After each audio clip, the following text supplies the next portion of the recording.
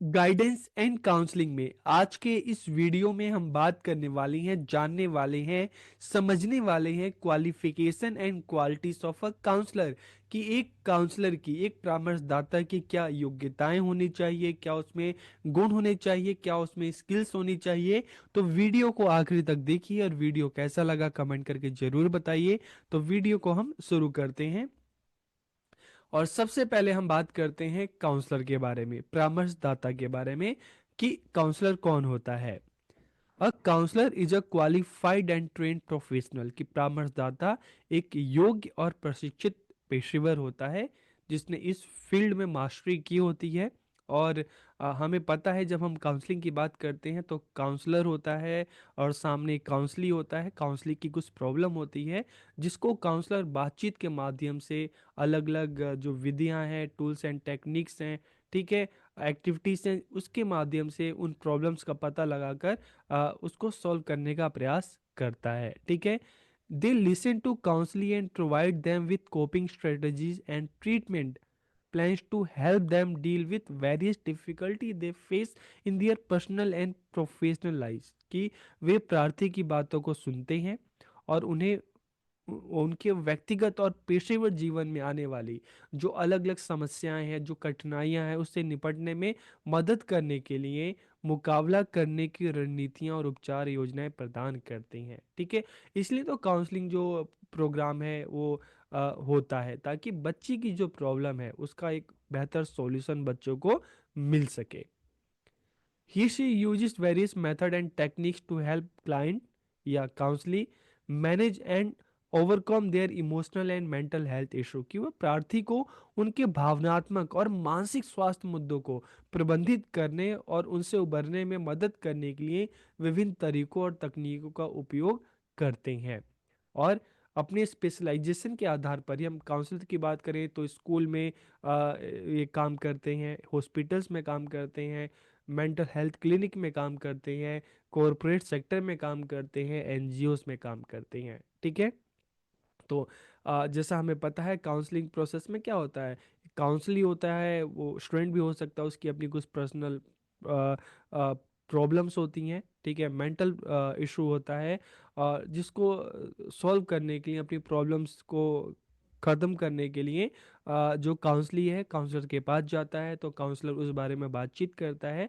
ठीक है, और अलग अलग जो मेथड्स हैं, जो टेक्निक्स हैं, उसके माध्यम से काउंसलिंग की प्रॉब्लम्स को सॉल्व करने का प्रयास करता है। अब हम क्वालिफिकेशन की बात करें कि एक काउंसलर का क्या क्वालिफिकेशन होना चाहिए।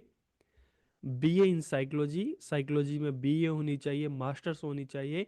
इसके अलावा diploma in guidance and counselling, guidance and counselling में डिप्लोमा करके, जैसे आप बीएड कर रहे हैं, फिर एमएड आपने किया, उसके बाद गाइडेंस एंड काउंसलिंग में डिप्लोमा करके भी आप एक काउंसलर आप बन सकते हैं। क्वालिटीज ऑफ अ काउंसलर, एक परामर्शदाता के क्या गुण होने चाहिए। A good listener and good communicator, एक अच्छा श्रोता होना चाहिए कि सामने वाले को, काउंसलिंग की बातों को ध्यान से सुने, समझे और फिर उसको उस बारे में अपनी राय व्यक्त करे। ठीक है, respectful to counsellee's feeling and point of view, कि प्रार्थी के विचारों और भावनाओं का आदर करने वाला हो, काइंड हो, केयरिंग हो, अंडरस्टैंडिंग हो, ट्रस्टवर्दी हो। और काउंसलिंग की जो आप कह सकते हो कि इसकी जो प्राइवेसी है, ठीक है, उसका सम्मान करने वाला हो, उसको किसी के साथ शेयर ना करे। रिलैक्स एंड काम, कि तनाव मुक्त हो, शांत हो, हाइपर ना हो और उसके फेस पे किसी तरह का कोई स्ट्रेस नहीं होना चाहिए। वार्म हो, अप्रोचेबल हो, मतलब स्नेही हो, कि सामने वाले से बहुत प्यार से बात करे, उसकी बातों को सुने, उसकी बातों को समझे। और मिलनसार हो, अप्रोचेबल हो, मतलब कि ऐसा हो कि काउंसली से तुरंत जल्दी से घुल मिल जाए और काउंसली को मतलब ऐसा ना लगे कि सामने वाला कोई अलग है, उसको लगे कि नहीं, सामने वाला मेरा अपना ही है जिससे मैं अपनी बातों को बता रहा हूँ। The ability to motivate and inspires client, और काउंसलर की परामर्शी को प्रोत्साहित करने की क्षमता रखता हो।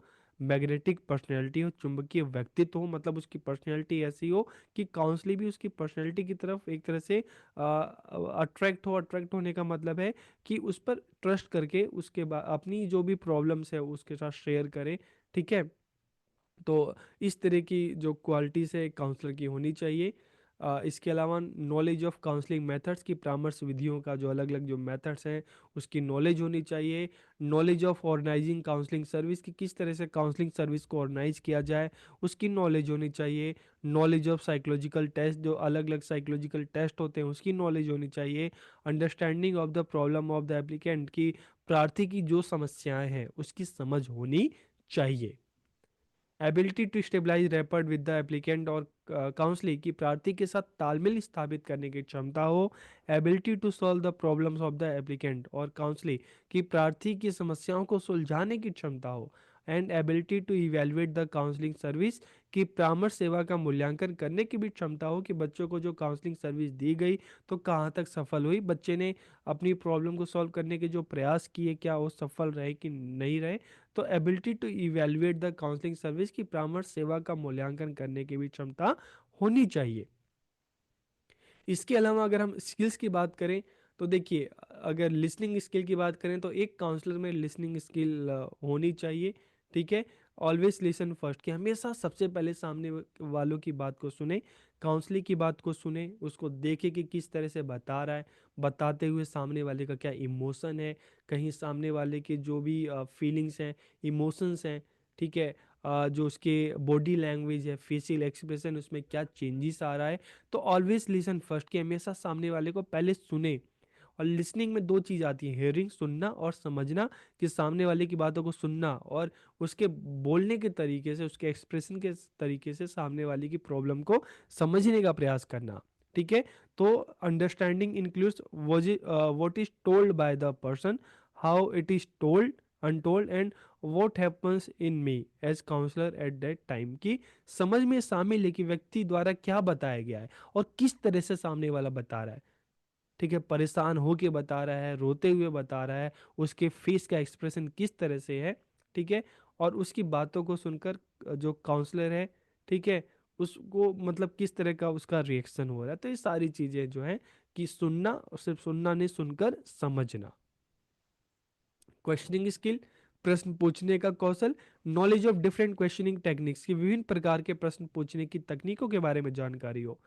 क्वेश्चन शुड बी प्रोबिंग, खोजपूर्ण होने चाहिए, ताकि सामने वाला जो भी अपनी बातों को बताए तो उन बातों से ही अलग अलग क्वेश्चन के माध्यम से उसके बारे में जानकारी इकट्ठी करना, उसके बारे में जानना समझना। और टू इनवाइट थॉट और recall of information through question, की प्रश्नों द्वारा सोचने या जानकारी को याद करने के लिए आमंत्रित करना। ठीक है, अपने प्रश्नों के माध्यम से सामने वाले के बारे में और अधिक इंफॉर्मेशन कलेक्ट करना सामने वाले के द्वारा ही, मतलब काउंसलर क्या करेगा, क्वेश्चन के माध्यम से। ठीक है, आपसी बात, मतलब एक होता है सीधा क्वेश्चन पूछा, और एक होता है कि आपसी बातचीत, नॉर्मल बातचीत के माध्यम से भी आप सामने वाले के बारे में इंफॉर्मेशन इकट्ठी कर रहे हो, सामने वाले के बारे में जान रहे हो, समझ रहे हो। ठीक है, तो इस तरह का उसमें क्वेश्चनिंग स्किल होनी चाहिए।